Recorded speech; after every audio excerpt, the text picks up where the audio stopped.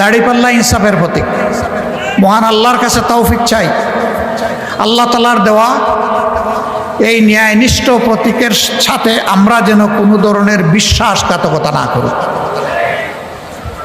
আমরা যেন আল্লাহর দেওয়া এই প্রতীকের মর্যাদা রক্ষা করতে পারি।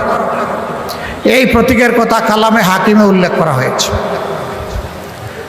ইন্নাল্লাহা ইয়া'মুরুকুম বিল আদলি ওয়াল ইহসান।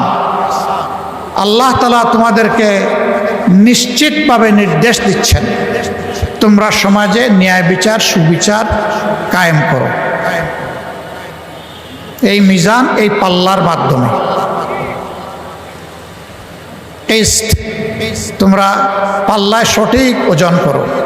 এই ওজনের মানে শুধু মাল ওজন করা, মালের ওজন এবং মানুষের অধিকারের ওজন, সব কিছু এই পাল্লায় হবে ইনশাআল্লাহ।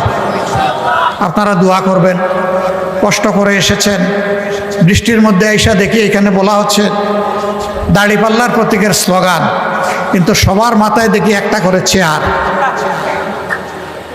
কারণ উপর থেকে বৃষ্টি পড়ছে এই জন্য।